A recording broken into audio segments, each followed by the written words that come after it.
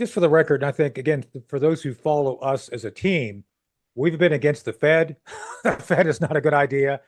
I think having a central bank that the government controls consolidates way too much power with the government in ways that aren't healthy. So if people are unhappy with the Federal Reserve, man, oh man, you're going to really hate digital IDs that are controlled by the government. So with that said, Bennett, regarding the overall consolidation of power, I think we all recognize the need to, the founding fathers created a government that has sustained itself by essentially powering down, by not allowing any single entity of the judiciary, of the congressional, legislative, and the executive to have enough power to dominate the other two.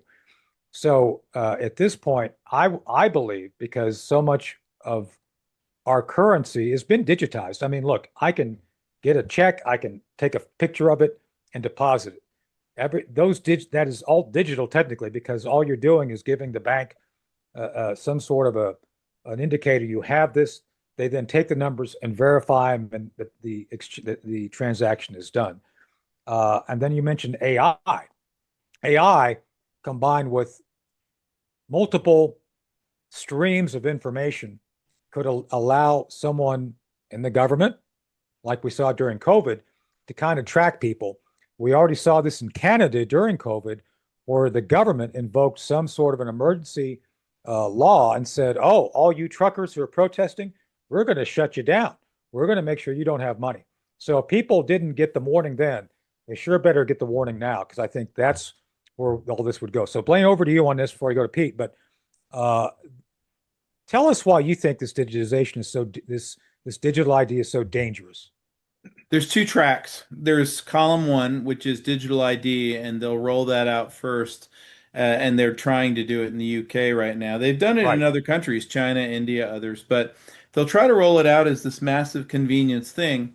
And it's really the Hegelian dialectic, which is problem, reaction, solution. So the problem is, oh my gosh, we've got all these illegals, these migrants, these Islamists in our country.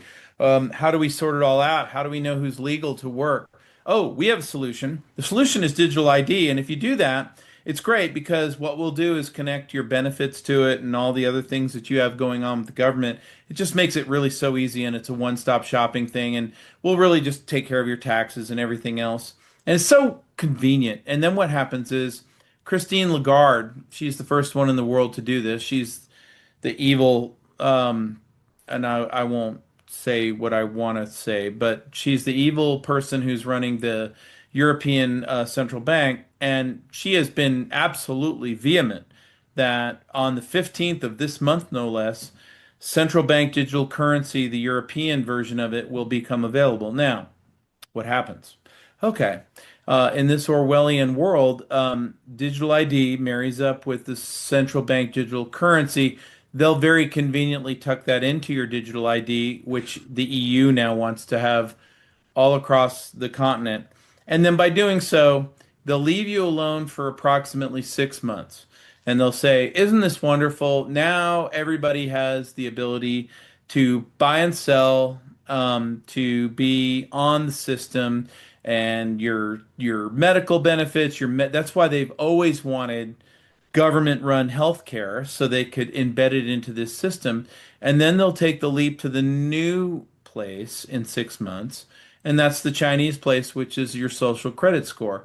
Oh And it's yeah. like, well, I see that you didn't say the right things about this, or you really should be more welcoming of our Muslim brothers and sisters. I don't think it's really good speech that you talked about the rape gangs.